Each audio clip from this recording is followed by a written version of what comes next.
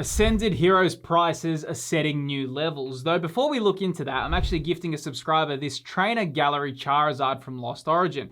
Now this is a really cool and unique card. Now to know if you won this card, if I do reply to your comment with this Charmander emoji, then congratulations, this card is being sent to you. Though, let's set this straight. Ascended Heroes is a phenomenal set. It's pretty much everything we could have asked for when it comes to high quality cards, and not only high quality cards, but also a lot of favorite Pokemon from people are in this set, from Gengar to Mewtwo to having 2 Pikachu special illustration rares. And it's also setting a bit of a new ceiling for prices because across the whole board, Ascended Heroes is a very expensive set, especially the top chase cards, and we really need to discuss that in this video. All right, let's go. The first one and the big one that we need to speak about, Ascended Heroes Pokemon Center Elite Trainer Boxes.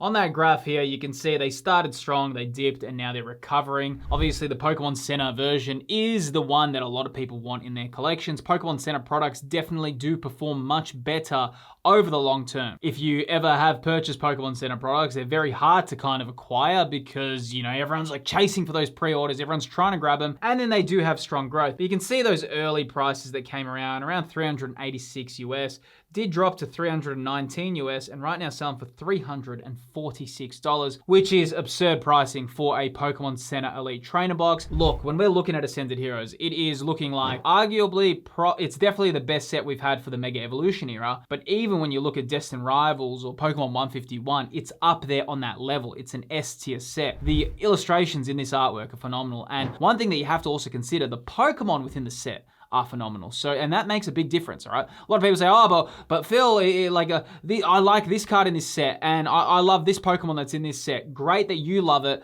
but from a massive scale, like when you think of collectors all across the world, what are they drilling into? And that's what makes a set really become popular. When we look at Ascended Heroes, not only do you have a Gengar special illustration rare, you've got a Dragonite, a Mega Dragonite SIR, you've got 2 Pikachu cards, you have so many, Mewtwo, I mean, that's a fan favorite, right? That many Pokemon that people love are in this set, and it does look like it has a very, very promising future based on all those criteria we look at when we're looking at a set that's going to be like valued in the long term. Ascended Heroes so far is ticking those boxes. Whether or not that's going to play out, we can't predict the future, but just from what we can see right now, it is looking like a very strong set. I mean, Mega Dragonite is a good example. Right now selling for 500 US for a special illustration rare. Look, I don't know whether I don't think that's going to stay. Personally, right now, the current price, I do not think that's going to stay. I just think Mega Dragonite, yes, it's a loved Pokemon. Yes, Dragonite's a fan favorite. Sure, we haven't had a major Dragonite chase since Evolving Skies with the Dragonite V. This is the Mega Dragonite. Whether that makes such a big difference, probably not. But it just, right now, I don't see these prices holding. If we look at, like, a good example is the Flareon from Prismatic Evolutions. When Prismatic Evolutions released, that one went all the way to 400 US, and right now it's sitting at like 160 or 150 US. It's dropped so much in price. That could also happen with a lot of these cards. So just like I said, don't think that you have to go in now because you're going to miss out. There is a big chance that a lot of these prices are going to drop quite heavily throughout 2026. Especially with the fact that the Pokemon hobby right now isn't in this major like crash period, but it is in a lull. What meaning that like a lot of other TCGs, if you're keeping up with the news, are actually booming right now. One Piece, Dragon Ball, they're all reaching new levels. Pokemon's actually doing the reverse. And it kind of feels like, hey, Pokemon's had its time to shine. Now a lot of Bandai TCGs are actually having their time to rise. I kind of feel like Pokemon right now has exhausted so much of its potential to rise, and now this year, especially early 2026, and with Perfect Order coming out, I do feel it's going to be a little bit of a slower period. Now, if you are buying any of these cards, or if you're lucky enough to pull them yourself, one of the most important aspects is tracking your collection over the long term, and Collector are your go-to app for that, who are the sponsors of today's video. The Collector app is by far one of the best ways to be tracking your collectibles. Not only does it digitally store your collection, but it updates the pricing with the current market, so you have up-to-date values for your collection. Though, while a lot of people think of Collector as just a price tracker and collection storage app, it actually really shines as a research tool. For example, there's a set analytics section. Within set analytics, you can see that every set has a volatility score, and it also gives you a full rarity breakdown of every set. It also shows you the top market movers within a set, which makes it very easy to know which cards are actually leading the market for that set. Now, if you do upgrade to Collector Pro, you do unlock the Max tab. This extends pricing data past the usual 1-year graph, along with also being able to use your phone's camera to scan cards into the app. Collector is easily one of the best ways to manage, track, and research your collectibles. The links to download the Collector app are in the video's description. A big thanks to Collector for supporting the channel. Now let's jump back into the video. Same thing here with the Mega Gengar, currently selling for $975 on TCG Player. And we've got one here, as you can see there, one for sale for $1,100 US. So we don't actually know the price. The prices are a bit confusing. It will become more, it will start making more sense eventually. Okay, it's a Dan Chow artwork. Dan Chow is also the illustrator of the Charizard Special Illustration Rare, also the illustrator of the Zekrom SIR from Black Bolt. Crazy cool card. Gengar as well, crazy loved Pokemon. So much fan demand there. This card is definitely the top chase, and it will probably remain there. The prices are definitely something that are eye-watering at the moment. Like when you look at that, it's crazy. Like though, when you also look at Phantasmal Flames Charizard versus the Prismatic Evolutions Umbreon, they're also fan favorites. The thing is as well, like when you're looking at this Mega Gengar, it's going to be pretty hard to pull given how many special illustration rares are out there. Yeah, it's a fan favorite, man. I really like this artwork. Some people don't like it. I'm a massive fan of it. I think it looks so cool. And I love that actually, like, you know, usually Gengar artworks, they focus so much on its ghost typing. This artwork makes Gengar look more like a poison type than a ghost type, and I think that's a really unique kind of way that they've portrayed it, because it's always like, oh no, Gengar, ghost type. Now the Mega Charizard Y currently selling for $626 US, or that's kind of what's showing on TCG Player. Also, there is a few sales I can see around sitting for that 500 range. Whether or not that's going to be selling, I think prices for these will make sense a fair bit later. Like give it probably a month to see where they go, but right now they're expensive. I mean, the set is looking insanely expensive, and there's a lot of people that want this set, a lot of people that want these cards. These Mega Evolution Gold rares, I think initially people were hyped for them. To me, I feel like they're very, very hard to pull, and in terms of like the reward, even if you did pull it, I think a lot of the special illustration rares are far more exciting as artworks than this. They feel a little bit boring, and they've just added this crazy difficult pull rate to these. So they feel like a little bit of a cheap way to get an insane high level rarity. It's not like a serialized card. They're not that rare, but they give off that energy. They just give off that crazy, stupidly difficult pull rates. I don't know. I'm not the biggest fan of these so far within this era. I have to say, one of my criticisms of Mega Evolution era are these cards. I think that would be cool if they just kept it as normal hyper rare pull rates.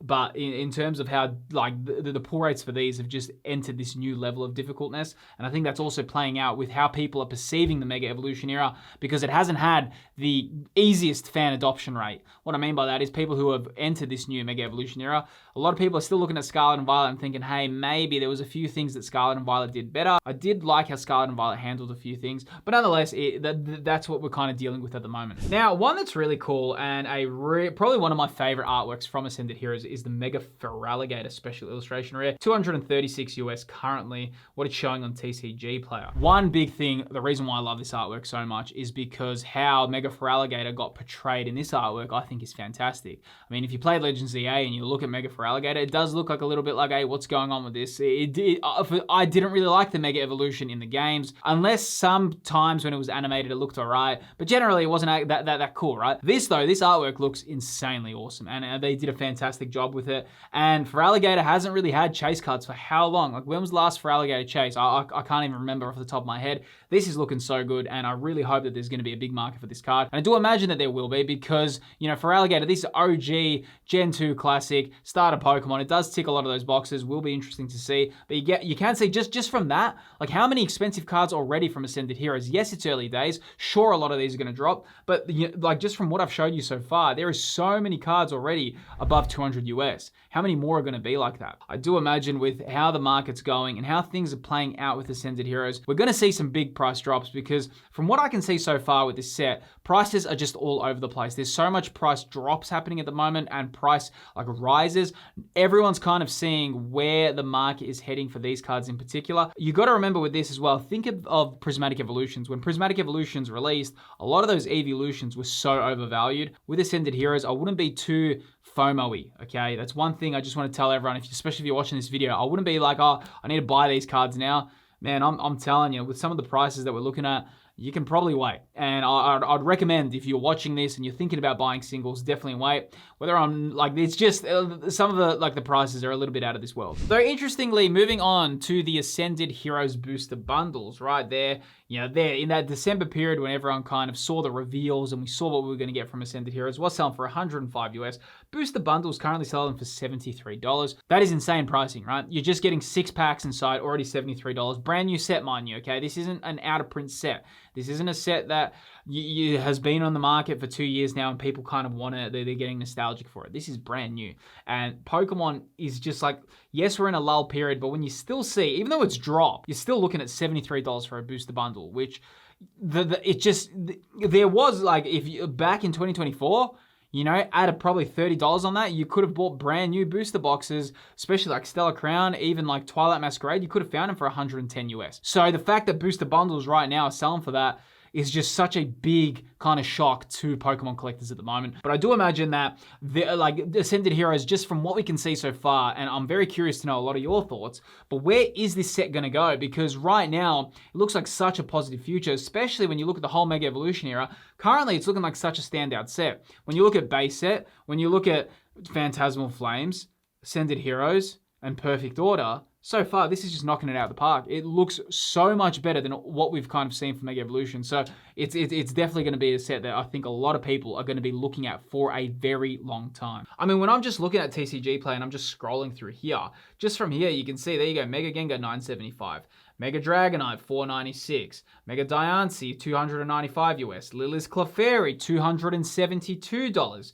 You keep going, Iono's Bellybon, $164. Yes, these are early days. I don't disagree. A lot of these prices are going to drop. So don't think that, wow, everything's so expensive. A lot of these cards are going to go for probably, there's going to be a lot of these special illustration rares that do hit 40, 50 US. Don't forget with Iron Hands as well, when Prismatic Evolutions came out, versus the price of Iron Hands now. I think Iron Hands is selling for like $30. That was not the case. It was selling for like 85, 90 US, like as soon as it released. Same with the Raging Bolt special illustration rare. People were like, oh, that's going to be a $200 card. I think it was selling for like 160. Then it dropped down to like whatever it's selling for now. And then even when you're looking at illustration rares, I mean, just check that out. The Maryl's $25 US, Cynthia Spiritomb's $25 US, Banette is $23 US, Hitmontop is $22. Like, you can just see that the prices of these are pretty overinflated at the moment. Though it's an exciting set as well. I think we haven't had such a set that's been so exciting for a long time as well. So it could be a set that does spike a lot of interest back into the hobby, especially with the prices and how difficult some of these cards are going to be to acquire.